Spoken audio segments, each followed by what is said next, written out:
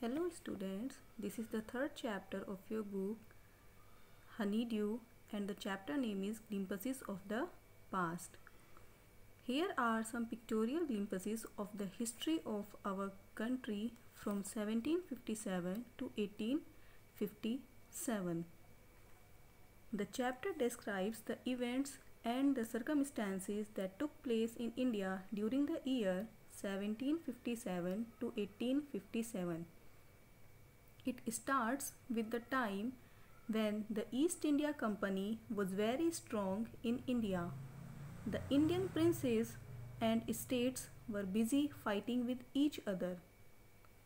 They often sought British help and thus British took advantage of this to gain power and establish their rule in India. The social conditions were also not good in shape. Social evils such as child marriages, untouchability, sati pratha, etc. were prevalent in society. Also, the farmers had to pay heavy taxes. Okay students, so let me start.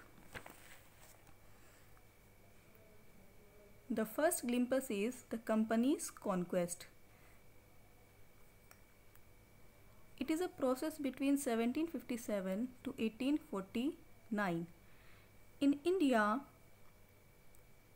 of 1757, the East India Company was in a strong position. Compared to the Indian princes, they had superior weapons. Besides, Indian princes were short-sighted in their approach to the events of the time.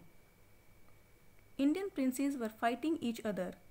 They often sought the help of the company to defeat other princes. This worked in favor of the company. It could easily subdue these princes one after the other.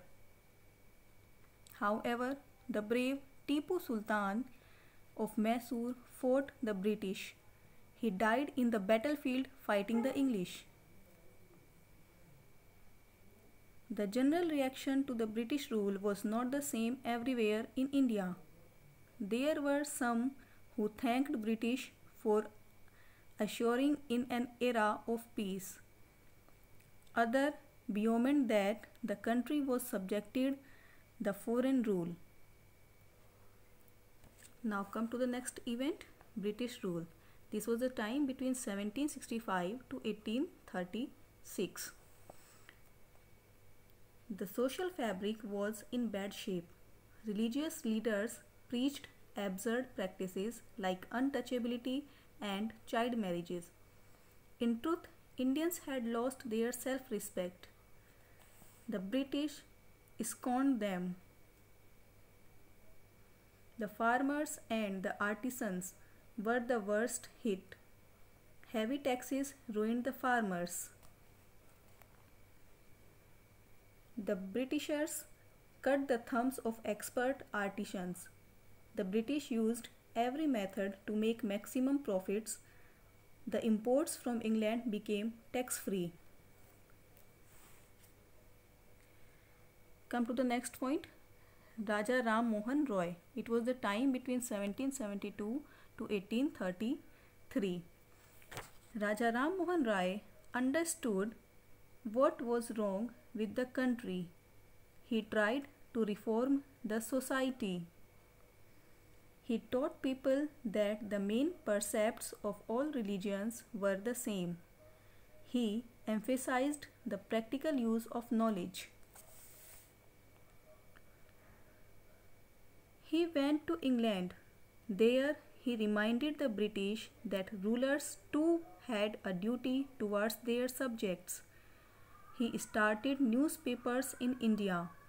The suspicious British stopped them in 1823. Next is oppression. It is the time between 1765 to 1835. In 1888, a resolution was passed. Under it, an Indian could be jailed without trial in a court. The British officers drew large salaries Besides, they made fortunes in business. In 1829, Britain was exporting goods worth 7 crore rupees to India. Even the British Governor General of India, Bentinck, reported to England. The bones of cotton weavers are bleaching the plains of India. Thus, the British prospered on the ruins of Indian industries. Next is dissatisfaction, the event between 1835 to 1856. In 1835, Lord Macaulay suggested that the medium of education in India should be English. The proposal was carried. The aim was to produce an army of clerks to assist the British. It happened, but it also produced a new generation of intellectuals. Some of them tried to educate the masses. Some decided to convey the grievances of the people to the British Parliament. By 1856, the British were ruling the whole of India. Now, they cared little about Indians' needs. The dissatisfaction in the public began to grow. People wanted to get rid of the British. Next is Sparks, the event between 1855 to 57. Under the new rules, Santals had become desperate. In 1855, they rose in rebellion and killed the Europeans and their servants alike. The discontent was brewing in the East India Company's army too. Spoy Mangal Pandey attacked the adjutant of his regiment and he was executed.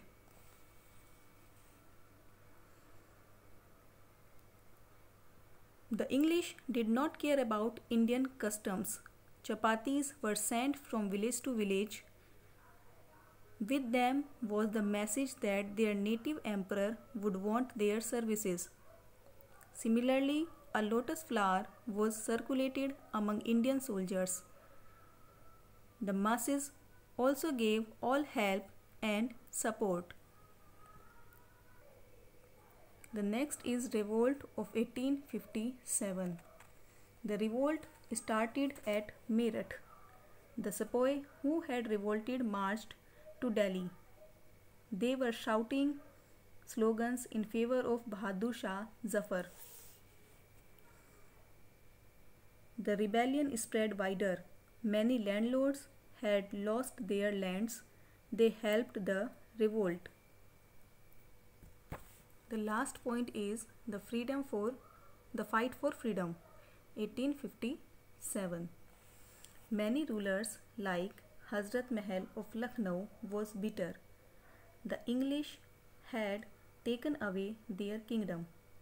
Popular leaders like Maulvi Ahmadullah of Faizabad urged the common man to revolt.